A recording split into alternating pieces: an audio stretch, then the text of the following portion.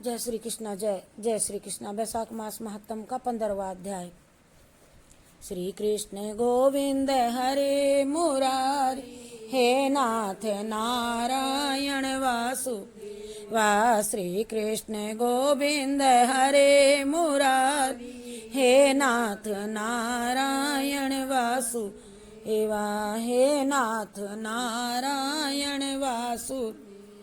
15वें अध्याय में फिर राजा ने हाथी पर ढोल रख करके सारे शहर में ये सूचना कराई कि 8 वर्ष की आयु से लेकर के 80 वर्ष की आयु तक का जो भी मनुष्य है, मेष की संक्रांति में सूर्योदय से पहले स्नान जो नहीं करेगा उसे दंडनीय समझा जा करके शहर से निकलवा दिया जाएगा।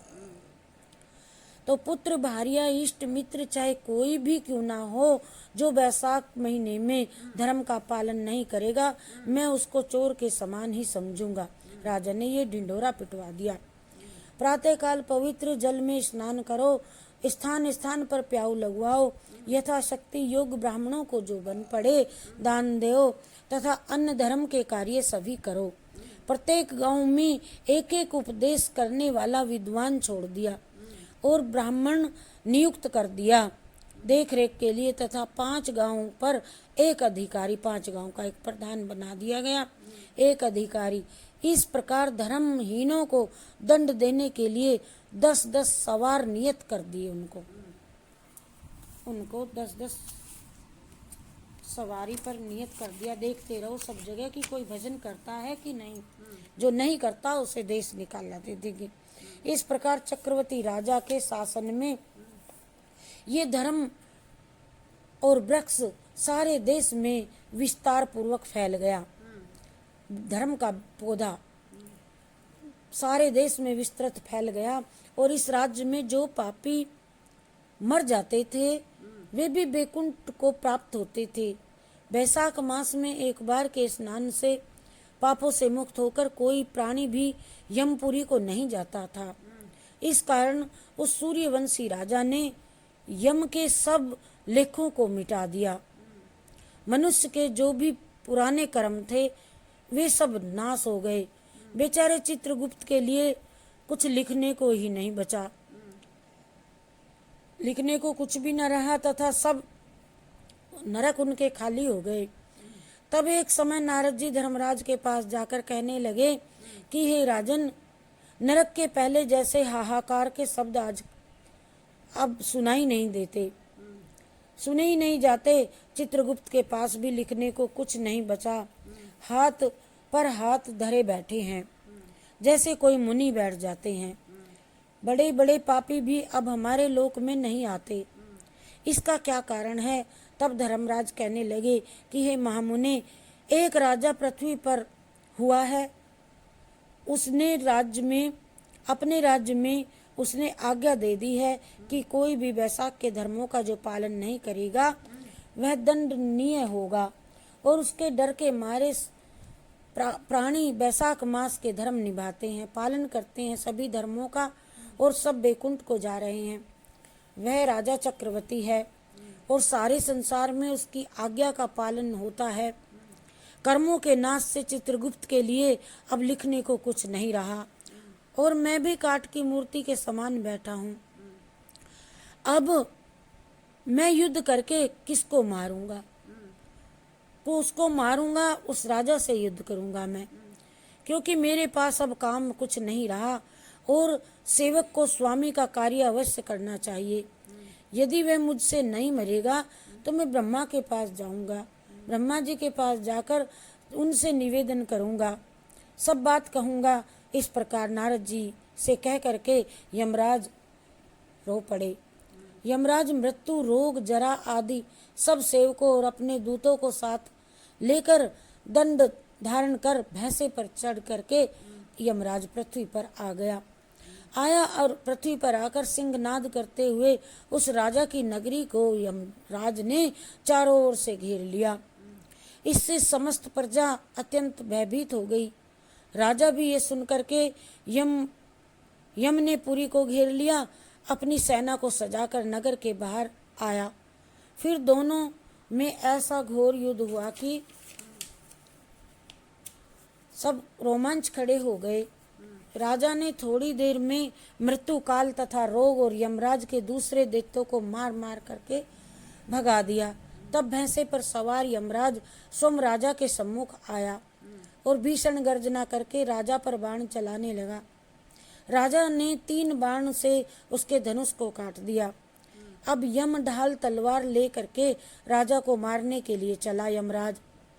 तब राजा ने उसकी ढाल तलवार भी काट दी और काले सर्प की फुंकार मारता हुआ क्रोधित होकर एक बाण यम के मस्तक पर मारा।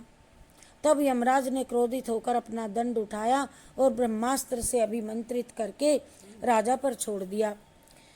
उस समय बड़ा हाहाकार मच गया। तब विष्णु भगवान ने अपने भक्त की रक्षा हेतु सुदर्शन चक्र छोड़ा और युद्ध स्थल में आकर के दंड से युद्ध कर ब्रह्मास्त्र को निवारण करता हुआ यमराज को मारने लगा। विष्णु जी का चक्र और यमराज को मारने लगा। यह देख करके वह भगत राजा भयभीत होकर के चक्र की स्तुति करने लगा। राजा जो यमराज मारने आया था उस राजा को चक्र की स्तुति करने लगा। राजा जो भक्ति करवाता था विष्णु भगवान के हाथ से आभूषण सहस्त्रधार कहने लगे, तुम्हें नमस्कार है, नमस्कार है। भगवान तुमको सारे लोक की रक्षा के लिए धारण करते हैं ब्रह्मास्त्र, क्योंकि जो देवताओं के द्रोही हैं तुम उनके काल हो। सो हे जगत पते इस यम की रक्षा करो, या रक्षा करो। ऐसी स्तुति सुन करके चक्र यमराज को राजा के पास छोड़ करके स्वयं बैकुंठ को चला गया। फिर यम उदासीन होकर के ब्रह्मलोक में ब्रह्मा जी के पास गया। उसको इस प्रकार देख करके सब सभासद विस्मित होकर आपस में कहने लगे कि यम का यहाँ पर कैसे आना हुआ, कहीं ब्रह्मा जी के दर्शन को तो नहीं आया है। इसको तो कभी एक क्षण भर फुर्सत ही नहीं होती थी, अब ये कैसे चला आया। अपना काम बनाने आया है, अपने काम से इसे अवकाश नहीं मिलता था।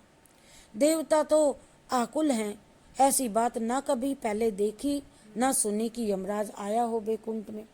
ये सब ऐसा ही कह रहे थे। यकीन नहीं हो रहा था कि तभी प्राणियों का स्वामी और सूर्य का पुत्र यम ब्रह्मा जी के चरणों में इस प्रकार गिर गया कि जैसे जड़ से कटा पेड़ गिर जाता है, और इस प्रकार गिर गया जैसे जड़ से कटा हुआ वृक्ष निराश्रित होकर पृथ्वी पर गिर जाता है। और वह त्राही त्राही पुकारने लगा, कहने लगा कि हे देवेश, मेरा बहुत अपमान हुआ है, मेरा अत्यंत अपमान हो गया है। मेरे वस्त्र भी फाड़ डाले और मुझको अत्यंत पीटा गया है। मेरी प्रतिष्ठा और मेरी मर्यादा अब नहीं रही, मेरी मर्यादा भंग हो गई है। हे कमलासन ब्रह्मा जी, आपके होते हुए मेरी ये दुर्गति हुई है। ऐसा कहकर के यम मूर्छा खाकर पृथ्वी पर गिर पड़ा। तब वहाँ पर बड़ा कोलाहल हुआ और सब आपस में विचार करने लगे कि जो स्थावर जंगम सबको खाने वाला, मनुष्यों को संताप देने वाला, आज देखो कैसे दुखी हो रहा है। तब पवन ने आकर के ब्रह्मा जी की आज्ञा अनुसार सबकी वाणी रोक दी। सब चुप हो गए और अपनी विशाल भुजाओं से यम को उठाया पवन ने, वायु ने। फिर समस्त संसार में विचरने वाला उदार बुद्धि उसे आसन पर बिठा करके कहने लगा कि किसने तेरा अपमान किया है, बता। तुमको तुम्हारे स्थान से किसने निकाल दिया, तुम्हारे वस्त्र किसने फाड़ दिए, तुम्हारे बही खाते किसने फाड़ डाले। सो सारा वृतांत मुझे सुनाओ। ब्रह्मा जी के सम्मुख तुम कहो। जो सबके पितामह हैं वे ही तुम्हारे दुख को दूर करेंगे।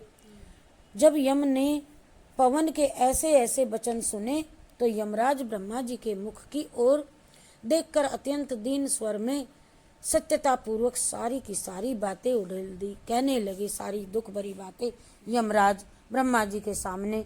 बोलो जय श्री कृष्ण चंद्र भगवान की जय, विष्णु भगवान की जय।